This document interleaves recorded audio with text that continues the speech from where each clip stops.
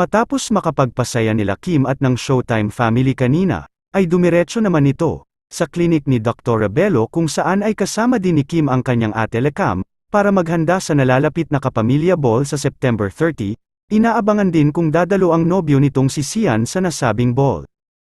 Hindi rin maitago ni Kim ang pagka-excite nito sa nasabing ball dahil ilang taong natigil ang kanilang party. After ilang years na walang ball, Kim began, parang nakakapanibago at nakaka-excite syempre kasi ang dami na, it's a different set of artists na, and then it's a different vibe na. So I'm looking forward sa kung ano yung mangyayari this ABS-CBN ball. Nagbigay din ito ng hint na hindi na magiging ganun kalaki ang gown nito kumpara sa mga nakaraan. Hello everybody, it's a family day here in Bello.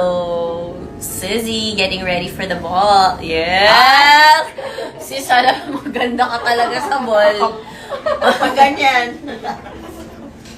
Rain. Thank you, Bello Beauty. Hello, Dr. Bello. Doc Hyman. Thank you so much.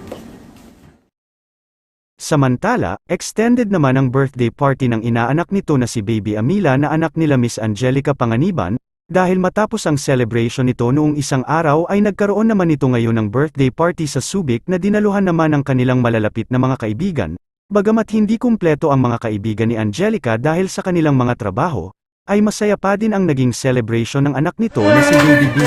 Happy birthday, happy birthday. 1, 2, 3, blow! Yes, give a round of applause! Hep, hep! Hep, hep! Hep, hep!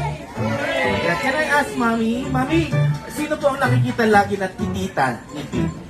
Ano daw? Sino po ang lagi niya nakikita na tita? Ay, sino lagi nakikita tita? Andoy! Andoy! Can we call Andoy to come with it? Tamang-tama sa edad nyo, meron po kayong coloring book. Yan, tama.